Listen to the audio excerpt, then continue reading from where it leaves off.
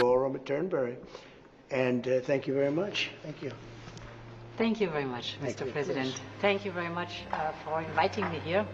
Indeed, it is today about trade between the European Union and the United States. We're together the two largest economies worldwide. Right.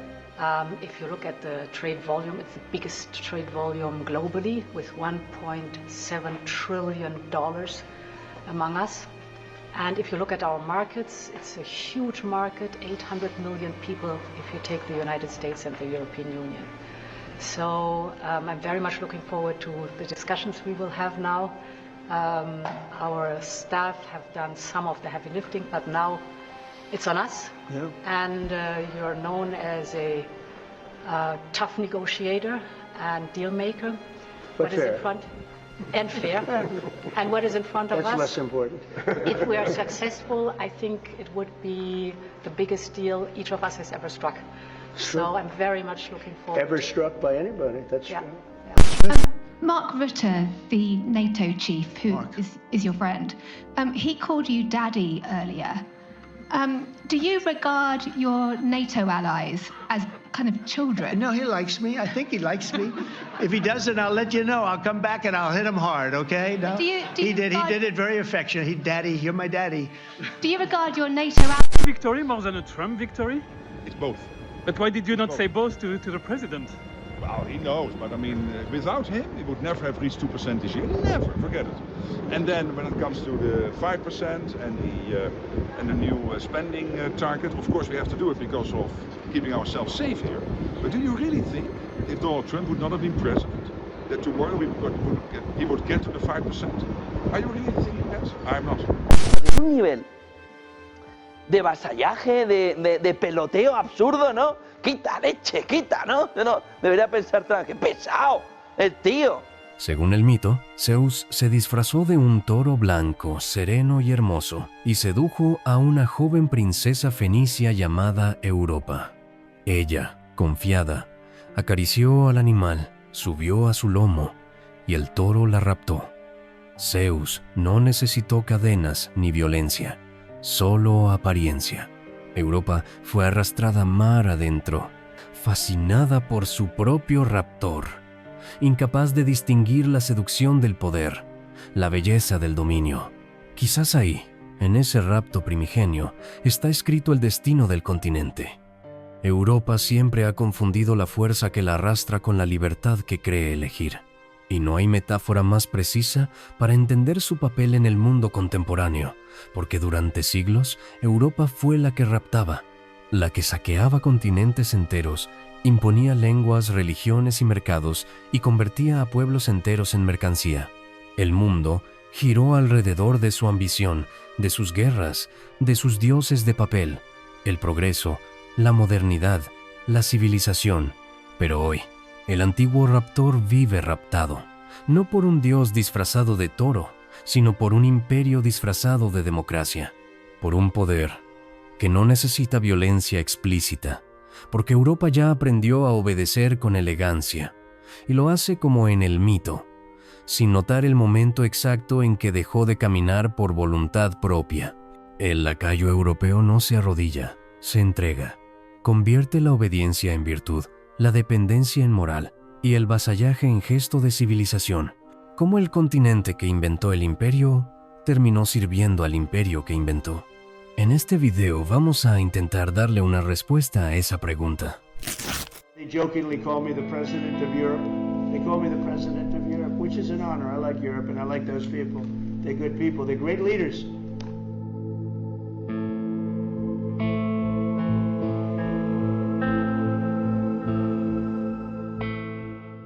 Europa, en la mitología, no es solo una princesa secuestrada.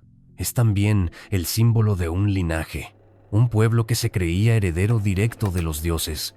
Y quizá por eso, cuando Europa forjó sus imperios modernos, España, Portugal, Francia, Holanda, Bélgica, Italia, Alemania y sobre todo Inglaterra, actuó con la seguridad de quien siente que tiene derecho divino sobre lo que toca. Durante más de 3 siglos, Europa fue la fuerza que arrasaba con impunidad. la colonización de América desde 1490 y 2, la trata transatlántica de esclavos que movió más de 12 millones de africanos, la explotación brutal de la India bajo el Raj británico, la masacre congoleña del rey Leopoldo II, la partición artificial de África, en la Conferencia de Berlín de 1885, las guerras del opio contra China, la destrucción sistemática de industrias locales para convertir regiones enteras en mercados cautivos. Ningún Olimpo griego fue tan sangriento como el proyecto colonial europeo. Y, sin embargo, el punto clave del lacayo europeo nace cuando ese gigante civilizatorio comienza a decaer. El mundo cambia, los imperios caen, y Europa cansada, empobrecida, quebrada tras 2 guerras mundiales que ella misma provocó, es obligada a entregar el cetro. Aquí el mito se invierte. El toro ya no rapta Europa. Ahora es Europa quien mendiga protección a su nuevo Zeus, Estados Unidos. Pero esto no ocurre de un día para otro. Se cocina durante décadas, con el Plan Marshall en 1948, que reconstruye Europa occidental condición por condición, con la creación de la OTAN en 1949, que amarra su política exterior a Washington, con la subordinación tecnológica y militar durante la Guerra Fría, con la integración económica europea hecha a la medida de las prioridades norteamericanas. Inglaterra, que alguna vez dominó 1/4 del planeta, es quizá el ejemplo más dramático. Tras perder la India en 1947, su imperio se desmorona en tiempo récord, y la élite británica lo sabe. La relación especial, esa frase tan pulida, tan educada, no es más que un pacto de subordinación. El antiguo amo se vuelve mayordomo del nuevo imperio. El desprecio británico hacia las colonias americanas tiene un papel simbólico importante. Los ingleses nunca consideraron a los colonos de las 13 colonias como iguales. Eran europeos de segunda, útiles, productivos, pero inferiores. Esa mezcla de desprecio y paternalismo fue el combustible de la independencia estadounidense, pero también el origen del carácter imperial norteamericano, un país que nace odiando a su padre, pero imitando sus modales. Y así, la paradoja se vuelve perfecta. El imperio más poderoso del presente es, en buena medida, un subproducto del viejo eurocentrismo. La arrogancia europea cultivó la criatura que hoy la gobierna. They call me the president of Europe, which is an honor. I like Europe and I like those people. They're good people, they're great leaders.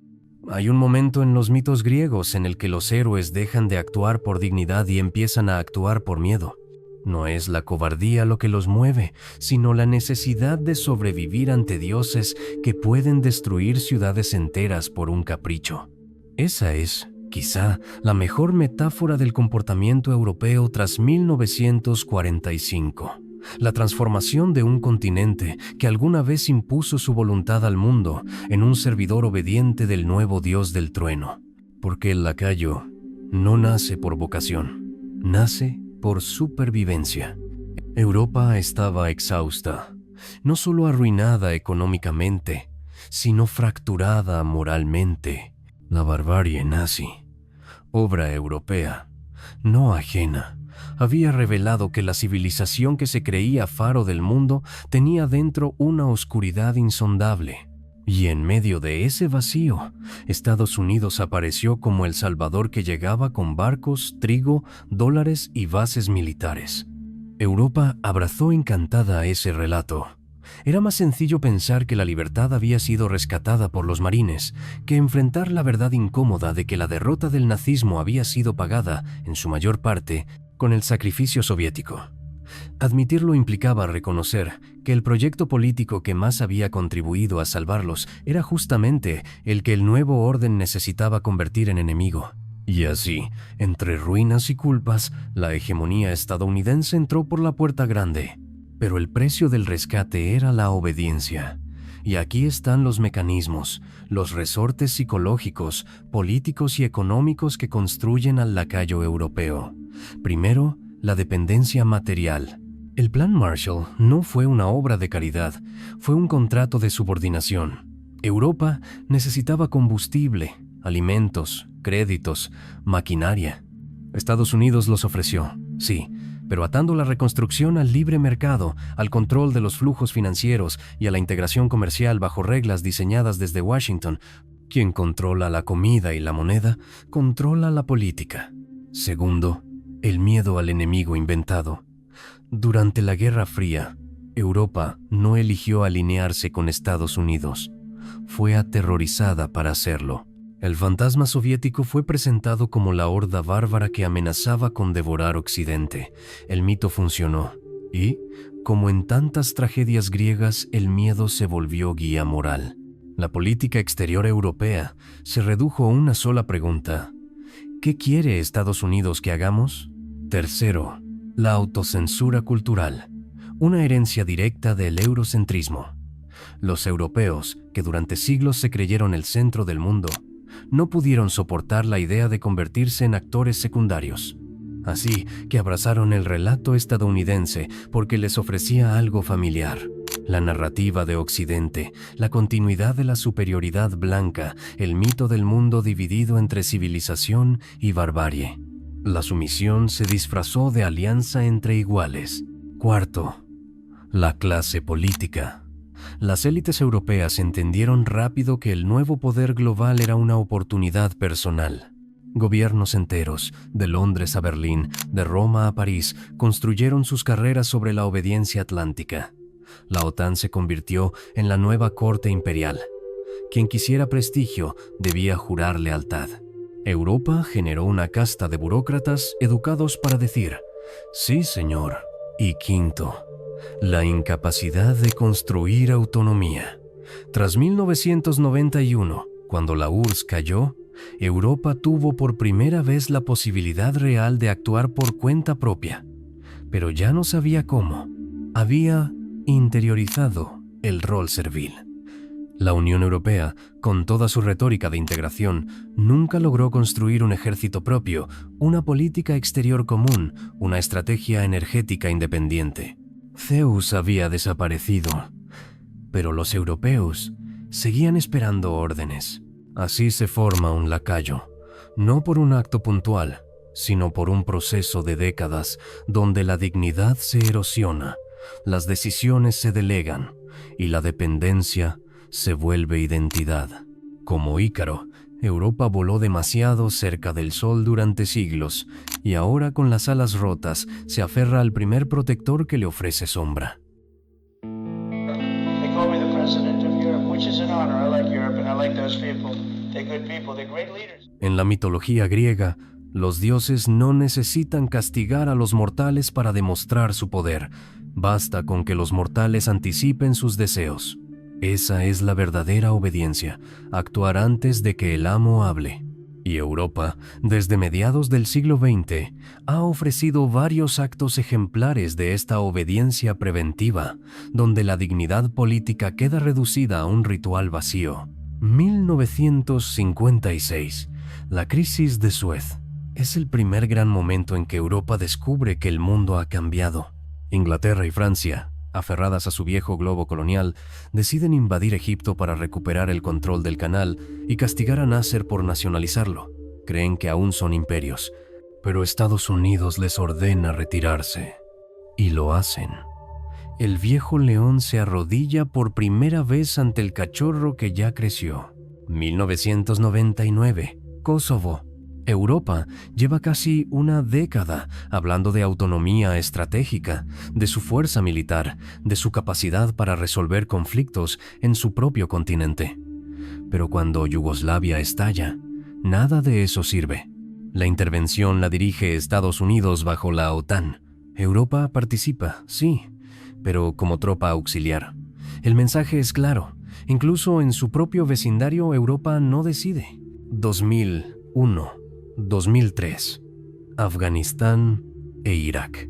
Si hay un episodio donde el lacayo se desnuda, es Irak. Europa sabía que la invasión estaba basada en mentiras. Sabía que no había armas de destrucción masiva. Sabía que el resultado sería una catástrofe regional. Y aún así, una parte del continente se alineó sin dudar. Reino Unido, España, Italia, Polonia, En el mito, este sería el momento en que un héroe, sabiendo que el dios está equivocado, igual cumple su voluntad. La obediencia se vuelve absurda, casi cómica, pero sobre todo trágica. 2011. Libia. Aquí el lacayo ya no solo obedece, participa con entusiasmo.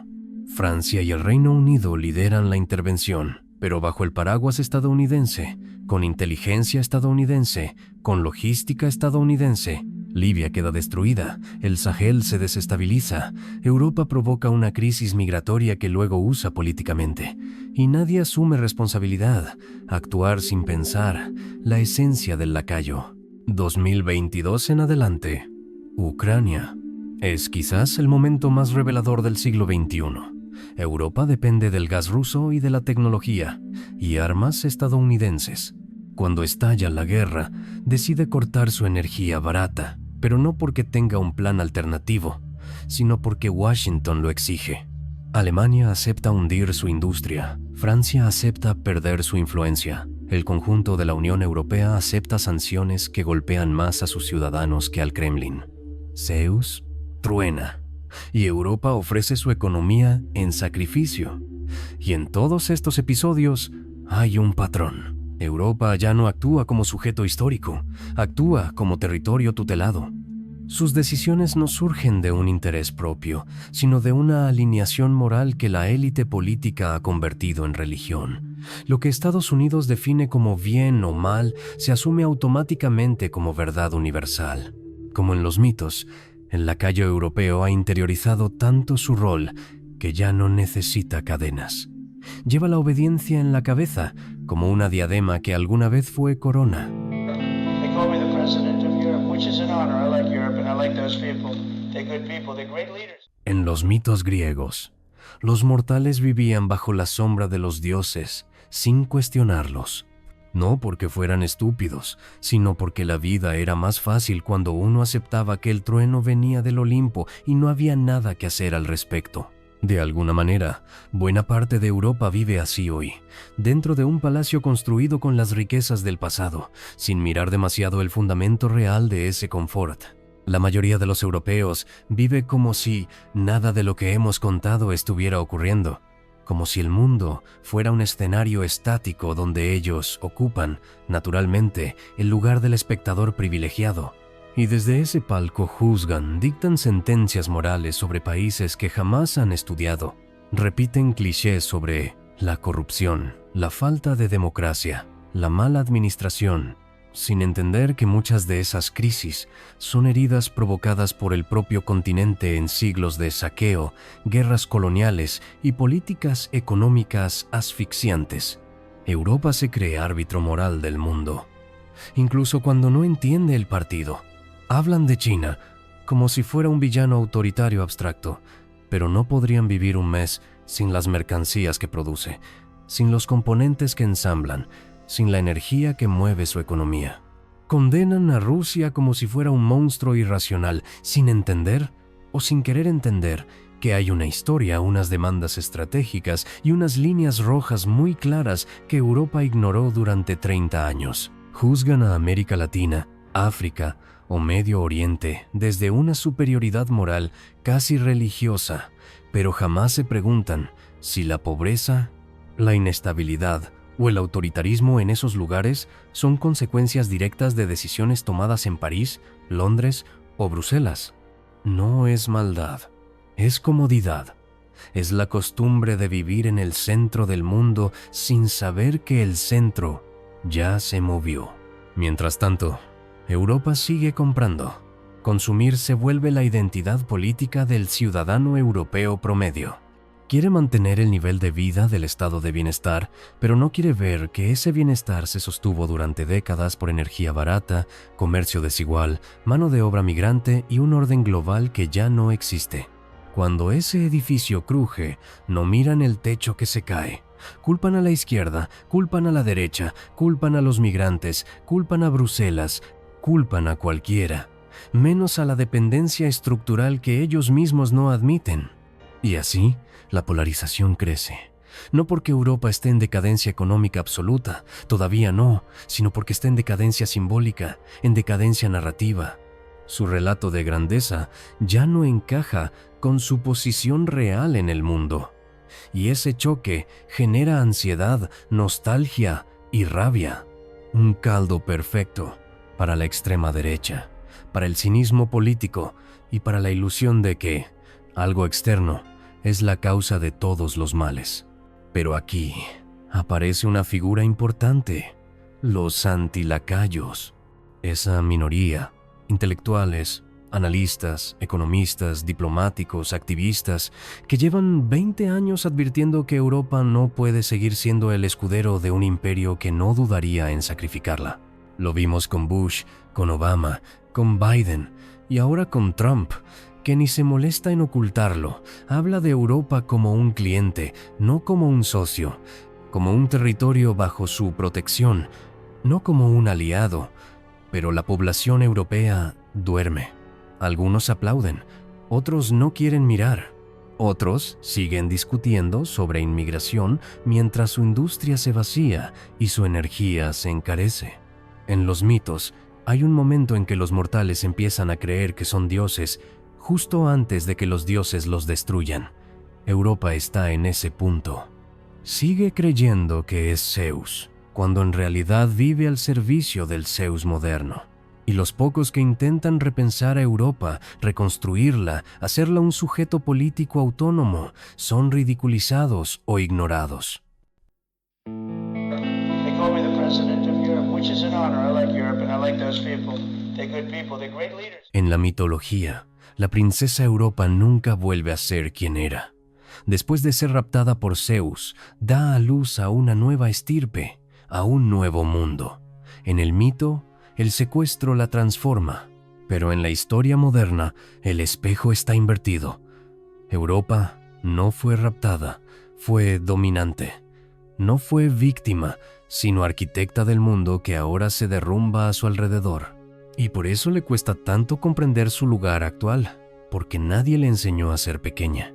Durante siglos, Europa escribió los mitos: el de la superioridad cultural, el del universalismo ilustrado, el del modelo de civilización que todos debían imitar. Hoy, en cambio, vive atrapada dentro de esos mismos relatos, incapaz de admitir que el mundo ya no gira a su alrededor, ni la teme, ni la necesita como antes. Es como un dios caído que sigue vistiendo armadura, pero nadie reconoce su título. El problema no es solo político, es identitario. Europa no sabe quién es cuando no manda. Y en ese vacío aparece Estados Unidos, el Zeus moderno, que no necesita fuerza para gobernarla. Basta con ofrecerle un relato cómodo. Somos Occidente, somos los buenos, somos los civilizados, y juntos protegemos al mundo del caos. Europa abraza ese cuento porque es lo único que le permite seguir creyendo que aún es protagonista, aunque en realidad ya no es más que una actriz secundaria que repite un guión escrito lejos de sus fronteras. Pero lo más trágico es que Europa sí tiene una alternativa. Podría construir autonomía energética, diplomática y tecnológica. Podría tener una política exterior propia, un ejército propio, una economía que no dependa de decisiones ajenas. Podría ser, por primera vez en su historia, un sujeto político adulto. Y no el depredador que fue, ni el lacayo en que se convirtió. Pero para eso tendría que mirar de frente su espejo roto. Tendría que admitir que su estado de bienestar no cayó del cielo. Fue financiado por un orden global desigual. Tendría que aceptar que la multipolaridad no es una amenaza, sino un retorno a la normalidad histórica. Tendría que entender que China, Rusia, India, América Latina, África y el Medio Oriente no son anomalías que corregir, sino civilizaciones con proyectos propios. Lo que está en juego es simple. ¿Seguirá Europa siendo la princesa raptada que nunca despierta, anestesiada por un relato que ya no la sostiene? ¿O será capaz de confrontar al nuevo Dios y recuperar no su antiguo imperio, sino su dignidad? El tiempo apremia. El centro del mundo se mueve hacia Asia. Estados Unidos enfrenta crisis internas profundas y la próxima administración, con Trump o sin Trump, seguirá viendo a Europa como un instrumento, no como un aliado igual. La historia avanza, y Europa sigue dormida en la playa, esperando que el toro vuelva por ella, sin darse cuenta de que ya la dejó. En los mitos griegos, los humanos solo despiertan cuando el desastre es irreversible. Europa aún está a tiempo, pero si no despierta ahora, será recordada no por lo que fue, sino por lo que permitió que la convirtieran.